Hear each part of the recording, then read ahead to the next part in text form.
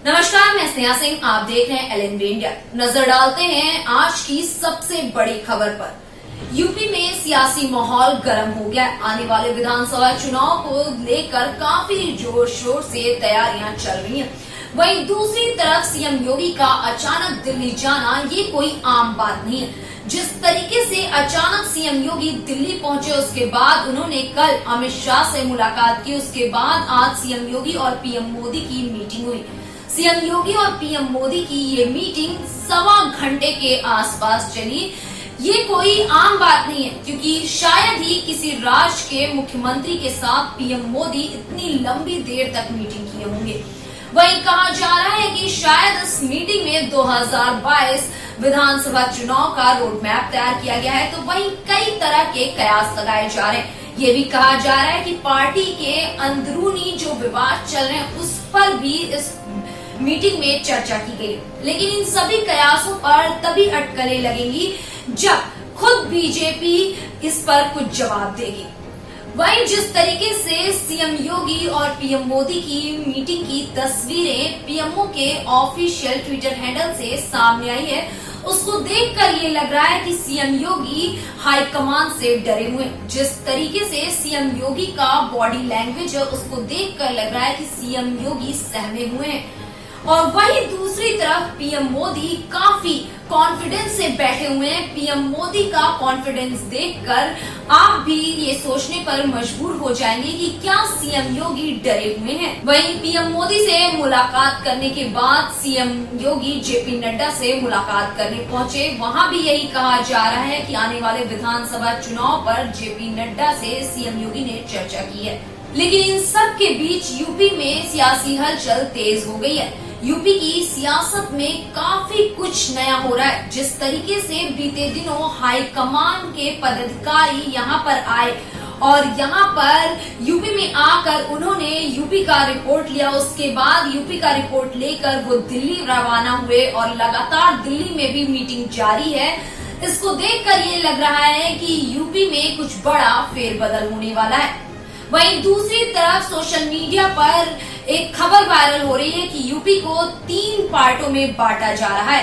Social media पर उत्तर प्रदेश के जिला मुख्यालयों की एक लिस्ट इस दावे के साथ शेयर की जा रही है कि सरकार ने यूपी के बंटवारे का मसौदा तैयार कर लिया है। इस लिस्ट के हवाले से फेसबुक, ट्विटर और व्हाट्सएप के बहुत से यूजर ये दावा कर रहे हैं कि यूपी को 3 राज्यों में बांटा जाने वाला है।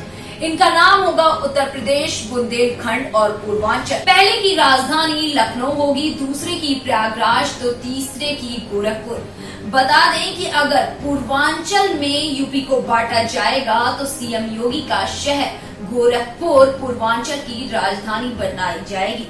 वहीं अगर गोरखपुर पूर्वांचल की राजधानी बनाई जाएगी तो सीएम योगी की पावर अगर कम की जाएगी तो इसका बीजेपी पर बड़ा असर पड़ सकता है। वहीं दूसरी तरफ ये भी खबरें सामने आ रही थी कि यूपी में एके शर्मा को हाईकमान द्वारा बड़ी जिम्मेदारी दी जाएगी, जिससे सीएम योगी खुश नहीं है।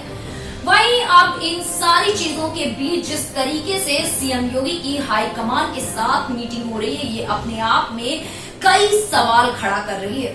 अगर सीएम योगी के यूपी में कार्यकाल की बात करें तो पीएम मोदी ने खुद कई बार सीएम योगी की तारीफ किया।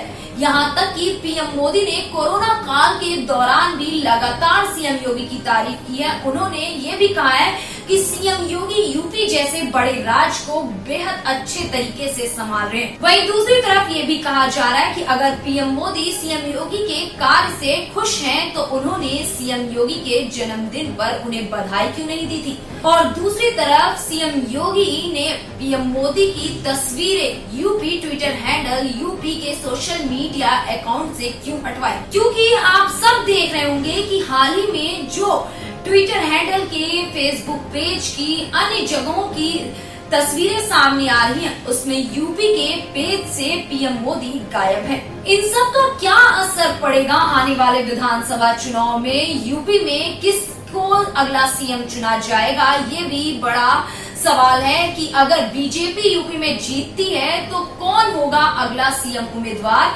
वहीं दूसरी तरफ जिस तरीके से सीएम योगी को हाईकमान द्वारा बुलाया गया है, वहां पर मीटिंग चल रही है, ये अपने आप में कई कयासों को सामने लेकर आ रही है। लेकिन इन सभी कयासों पर तभी अटकलें खत्म होंगी जब ये मीटिंग का दौर समाप्त होगा।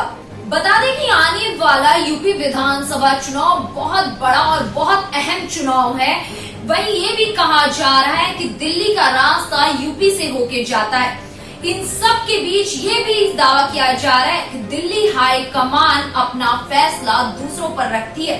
दिल्ली हाई कमान जो फैसला ले लेती है वो आखिरी फैसला होता है। ऐसे में सीएम योगी की दिल्ली हाई कमान के साथ बैठक भी इन्हीं सब चीजों के ओर इशारा कर रही है।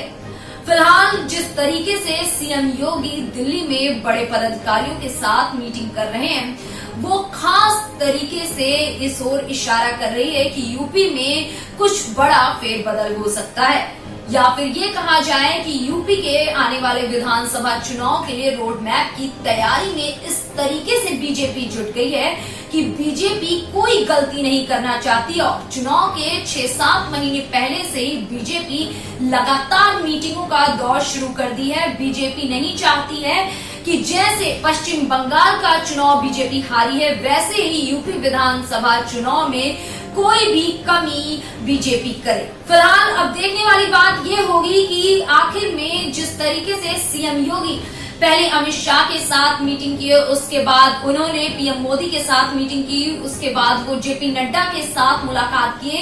इन सब मीटिंगों का, इन सब मुलाकातों का आखिर में क्या मायने हैं? क्यों इस तरीके से इतनी तेजी के साथ मीटिंग की जा रही है? क्या यूपी में कुछ बड़ा फेरबदल किया जाएगा? क्या मंत्रिमंडल में फेरबदल करने वाले हैं, या फिर ये कहें कि यूपी की जिम्मेदारी किसी और को देने की तैयारी चल रही है?